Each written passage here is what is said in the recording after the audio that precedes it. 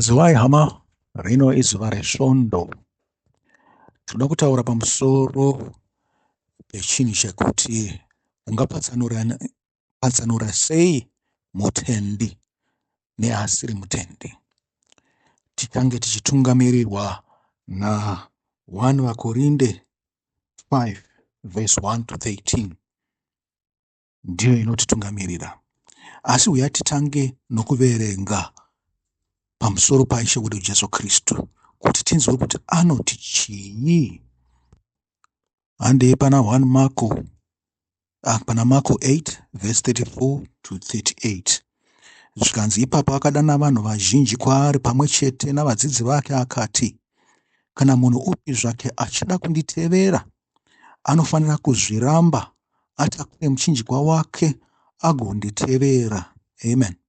Nokuti ani naani anoda kuponesa upenyu hwake acharasikirwa nahwo, asi ani naani anorasikirwa noupenyu hwake nokuda kwangu uye nokuda kweVhangeri achahuponesa.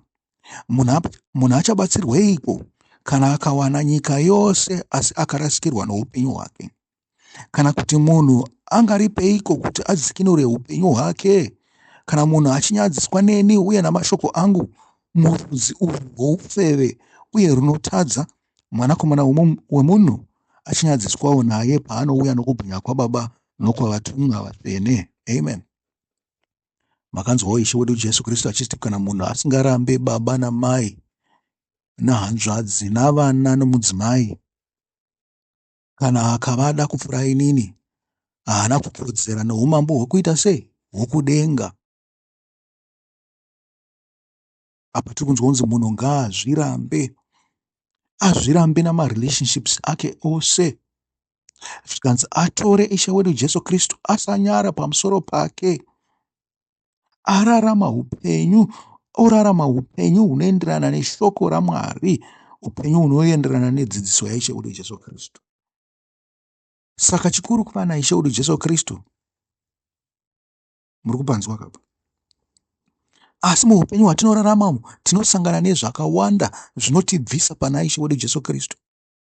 Takasazvingwarira tinopedza nguva tichiti tiri pana Ishe wedu Jesu Kristu, isu takarashika kare.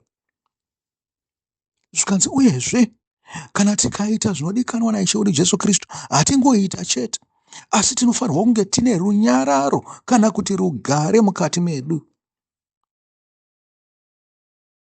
Zvikanzi ngatiregere kuva nehukama hunotipatsanura navanhu, kusara kweivavo vasingatendi, vanenge vachizviti vanotenda. Zvikanzi ngatiregerei kuzvipatsanura nenyika, nokuti imi muchagara muri munyika nguva dzose. Ishe wakatiita savarauri vavanhu, wakatiita savaranda vake vanoraura vanhu. Naizvozvo tinofanirwa kunge tichigara tiri munyika. Hongu zvakanaka sei kuparidzira mumwe watinenge tichipinda naye mumasangano edu, mumwe watinoziva kuti anotenda, asi basa redu chairo riri kunze. Muri kupaona apa? Saka zvinotipa mhosva yekuti sakaramba tichigara mukereke imwe chete, tisingabude kunze nokudzoka, kupinda nokubuda kunotaurwa naIshe wedu Jesu Kristu pamusoro pemufudzi wakanaka. Zvikanzi tinenge tine mhosva kuna iye Ishe wedu Jesu Kristu watinoshumira, taita savasingatende zvakare. Vamwe vangabva vati kunamata kwakaoma akomana. Hakuna kuoma, kunoda kunzwisisa. Nekuti pane zvinhu zvizhinji zvatinokanganisa isu tichiti tiri vatendi, zvatinofanirwa kunzwisisa kuti tizvigadzirise. Mamwe manzwisisiro edu eshoko akaitwa nokuti vakatiparidzira pakutanga ndivo vasina kutitaurira shoko zvakanaka. Ndosaka muchizonzwa kunzi vaipesana navakuru vedu vechitema ava, nokuda kwokuti shoko rakanga risikabude mumuromo mavo zvakanaka, rakanga rine hundyire husatani mukati. Zvino kana iye wakauya achitiparidzira shoko raMwari akanga ane husatani, vanhu vaigotadza kuriramba nei? Ndiani achave nemhosva kana vomira pamberi paMwari? Havazirivo vakariparidza here pekutanga? Isu tine lake, nekuti tane madzibaba namadzimai namadziteteguru edu akadzidziswa shoko iri.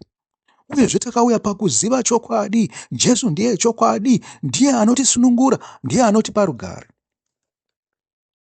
Pane zvimwe zvinhu zvaunenge uchinzwa unzi uchitukirwa navamwe vatendi, uchinzi iwe hauzi wakaipa kupfuura vasingatendi. Asi kana une rugare mukati mako, uchiziva kuti chinoda Mwari chii, iye Mwari woga ndiye anokuudza kuti une mhosva chete kana kuti hauna mhosva.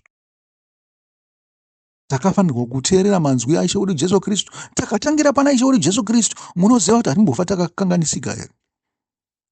Zvimwe zvose izvi tinenge takuzviisa pachikero chemashoko aishe wedu Jesu Kristu. Naizvozvo hatingarashike.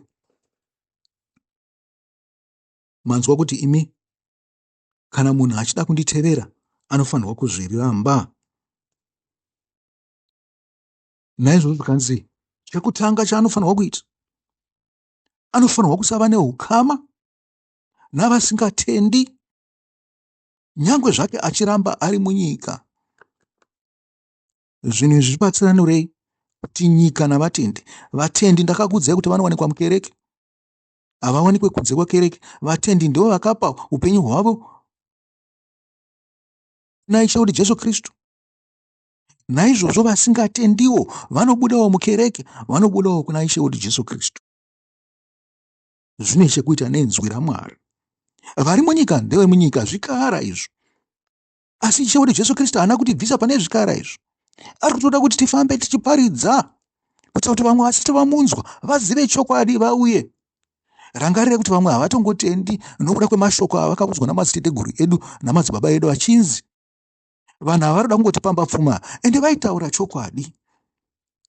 Uyezve kwakaita rudzi rwevanhu vasingatendi, handingati vanhu vasingatendi, rwakaita rudzi rwezvikara zvisingade kuziva Mwari, zvisingade kuziva Jesu, nokuda kwokukanganisa kwavakanga vakatanga. Ivavo tinofanirwa kuvaunza kuna Ishe wedu Jesu Kristu. Asi zvinongoitika chete kana tine chokwadi. Tisingaite sevaprofita navafundisi vamazuva ano vakangofanana naivavo vakauya sevarungu. Varungu havana kumbobvira vabva panyika yedu, vakasara vari muhutongi, muhurumende, nyangwe nemuzanu PF vakanga vakazara, asi vakanga vangoone ganda rechitema chete. Vane hudzvinyiriri humwe chetewo hwokuti tinotadza kunzwisisa kuti takasununguka here kana kuti hatina kusununguka. Zvokwadi nyika yakarwirwa iyi takanzi tava nekuzvitonga kuzere here kana kuti hatina kupuhwa kuzvitonga kuzere. Ndizvo zvimwe chetewo nechiKristu. Musavapa mhosva vanhu vaya vanoramba vanoti aiwa toda kungoita zvemasvikiro, toda kuita zven'anga, toda kuita zvechivanhu. Chivanhu hachina n'anga mukati. Kuchivanhu hakuna n'anga mukati. Ungoone zvinhu zvatinongoziva izvozvo zvekuti vakafa havana kufa zvachose. Wakafa anoroverwa guva. Muri kuzvinzwa izvo. Uyezve nekupira kwatinenge tichingoita kuya, nekuti ndo vanoziva vari mberi kwakatangira rudzi. Iwo kwakatanga rudzi ndiko kwane vanhu vakasikwa naMwari vanoziva musikavanhu. Ngatiregerei kukanganisa zvinhu izvozvo zvekuti chivanhu chamunenge muchiudzwa paya pane mapurogiramu anenge achiitwa paTV anenge achiti chivanhu chen'anga nehuroyi. Uroyi hauko kuna Mwari. Naizvozvo hapana n'anga paichazovapo pasi paMwari. Musabatane neizvozvo zvekubvunzira bvunzira izvi kun'anga izvi. Zvinonyangadza Mwari. Hongu muri pasi pekuroyi watinoziva kuti nyika izere nevaroyi. Uyezve hapana kutorwa matanho akafanira kuti zvimiswe izvi zvekuroyana izvi. Uroyi wakawanda.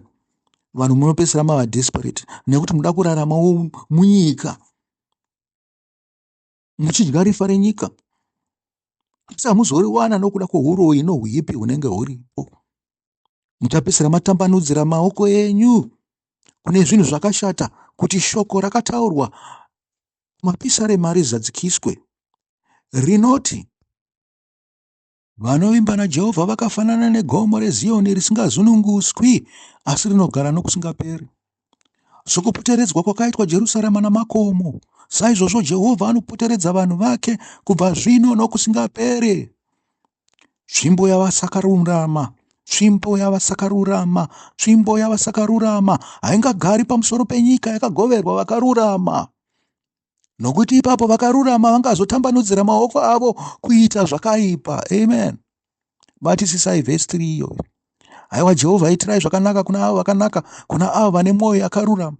Asi avo vanotsaukira kunzira dzakaminama, Jehovha achavaparadza pamwe chete navaiti vezvakaipa. Rugare ngaruve pana Israeri. Amen. Munguva dzino dzekuedzwa kwakadai, kuri kusati kwamboonekwa, inguva yekutambanudzira maoko ako kuna Mwari. Siyanai nezvose izvo nekuti hamungazvikwanisi. Muri kutozvisa pasi pavanhu vakaipa, muri kusimbisa ushe hwavo. Budai muBhabhironi, budai kune zvakaipa, budai kun'anga uku, budai kune zvamunofurirwa navanhu vasakarurama vari kutonga pamusoro pedu avo. N'anga dzawandisa dzinopa zvakaipa. Naizvozvo nyika inotambanudzira maoko ayo kune zvakaipa. Urombwa hwawanda, kupondwa kwawanda, kuteura ropa kwawanda, kusaruramisirwa kwawanda. Hakusina unochengetedza mutemo. Vanoti vane mutemo, asi mutemo havauchengetedzi. Zvino zvichagoita sei? Tambanudzirai maoko enyu kuna Mwari. Mwari arikuda kukuponesai. Sandurai mwoyo yenyu, sandurai pfungwa dzenyu, sandurai hunhu hwenyu. Nyangwe nehanzu dzamunopfeka bvisai, mupfeke itsva dzakachena. Musatambidzwa hanzu navakaipa. Musatambidzwa hanzu dzakabva kana kumboteketerwa kumadhimoni. Rambai zvose izvi, nekuti zvinokuwikenai zvishoma nezvishoma.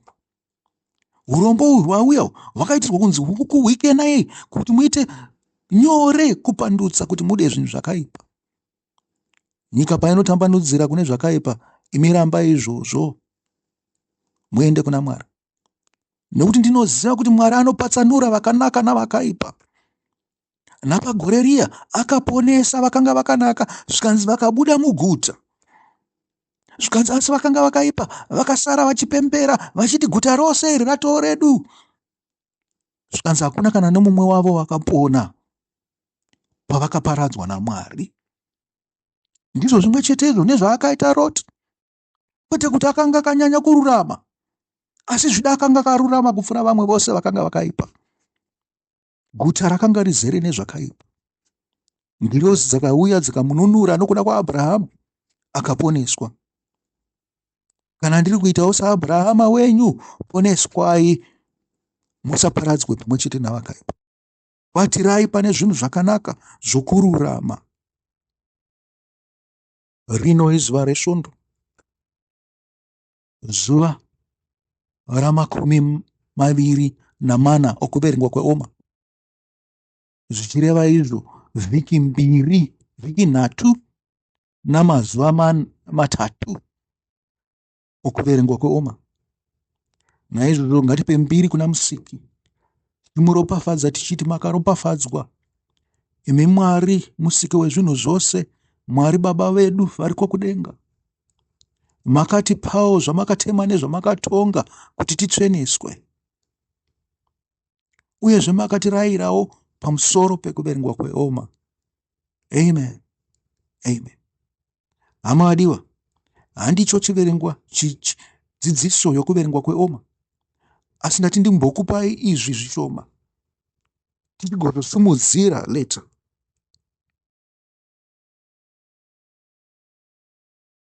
Zvikanzi munhu anofanirwa kutenda kuti Jesu ndiye muponesi wake kana achida kutevera Ishe wedu Jesu Kristu. Kutenda ndokuita seiko? Kubvuma kuti wakauya pano panyika, wakaparidza shoko, wakaurawa, wakafa, wakamuka, wakadzokera kudenga. Ndiko kutenda kuti Jesu ndiye muponesi. Asi kutenda tinotenda neshoko. Iro shoko raakatiudza kuti nderera zvokwadi.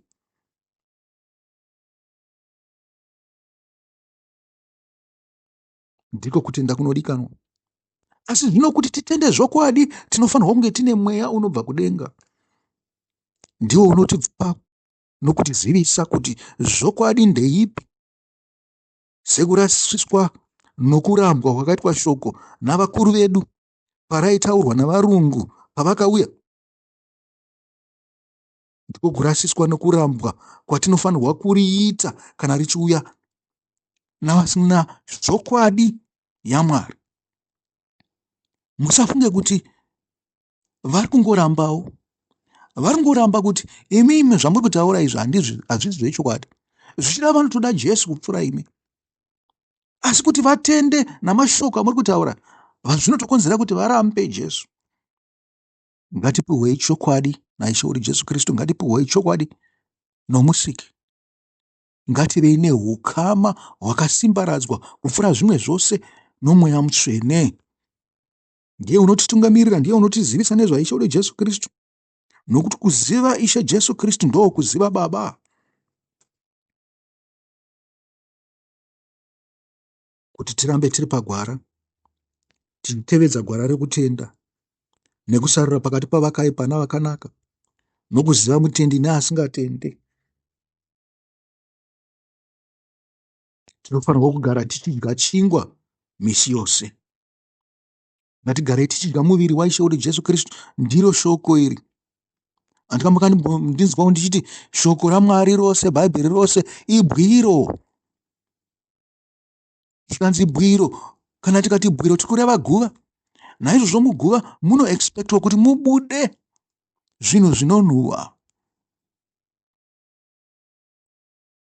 Asi tiri kuexpecta kuti takavhura bwiro tinoona munhu Jesu achiri mupenyu. Muri kuzvinzwa? Chinongoita kuti Jesu ave mupenyu, kuti anze haana kufa, ndiyo zvokwadi, ndiko kuziviswa noMweya Mutsvene.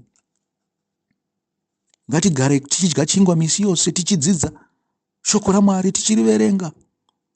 Pane vamwe vanoti vakaverenga vhesi vanobva vatoibata. Andoziva kuti vhesi yakati inoti chakati, ndiko kupupurazve. Asi kuzonzwisisa kunobva paMweya Mutsvene. Yatikumbirirewo Mweya Mutsvene kuti atipe uchenjeri nezivo nohungwaru nenzwisiso, tikwanise kuve nedudziro yeshoko raMwari, uyezve tikwanise kururamisira shoko iroro. Kana tadaro tine ukama naIshe wedu Jesu Kristu, hatingazunungutswi pakutenda kwedu. Chinhu chokupedzisira, aiwa, ndingati zvinhu zviviri zvokupedzisira. Zvikanzi anofanirwa kudzidza kutsaura pakati pembiriso yavaprista neyaHerodhi. Muri kuzvinzwa kana? Mbiriso yaHerodhi inobva kunyika.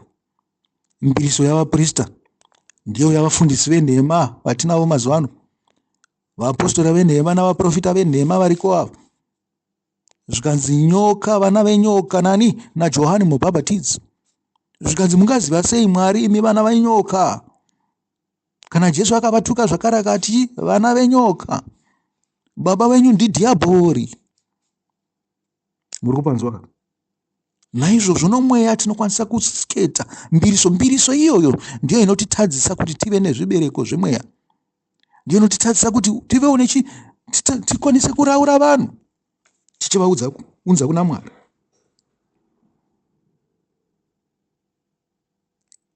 Zvikanzi iwewe unofanirwa kutenda kuti uri bofu, imwe mhoyi ndiyo yandiri kuuya nayo. Anzi tendai kuti muri mapofu, kuti munongosvinidzwa chete noMweya Mutsvene, munongosvinidzwa chete naMwari. Musatende kuti munoziva, hamuna chamunoziva imi. Mwari ndiyo anokupai ruzivo. Naizvozvo kana tisina zivo hatikwanisi kuva vatongi. Ipoindi huru iyoyo yamunofanirwa kubatisisa. Nekuti kazhinji tinotongana handi. Hatikwanisi kuva vatongi kana tisina ruzivo rwakakwana. Asi tingaziva sei kuti munhu akatsauka uyu watiri kupinda naye kereke? Nekuti asi kutevedzera nzira dzokururama. Matauriro ake, mafambiro ake, pane pamwe pamunozongonzwa kuti izvi zvakarasika izvi. Munhu uyu anoda nyika kupfuura vanhu. Maitiro ake haenderani nemunhu akatendeuka. Zvino tingayanane naye, tingafambidzane naye here? Hatinganzi tinoita zvimwe chetezvo naye. Zviri nani kuti tinge titori munyika tichiwadzana namahure, nengochani, nezvimwe zvinhu zvose zvavanhu vakarasika izvi. Zvitori nani pane kuti tidzi nemunhu ari mukereke anonyepa kuti akatendeuka achiita zvinhu zvakapfuura nokuipa zvisinei nekururama, nekuti kunzi mutendi kururama. Tinotsvaga kururamiswa. Kana une chivi wakatsiurwa unobva pachiri. Tinogara tichitendeuka mazuva ose. Zvino kana tine muraramiro wenyika unopfuura vanhu vasingatendi, kana kuita zvimwe chetezvo navasingatendi, tiri munyengeri.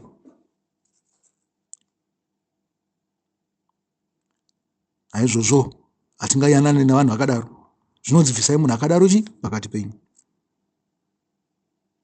Naizvozvo munhu mutendi ndiye anopupura kuti Jesu ndiye Kristu namabasa nezviratidzo nomuromo.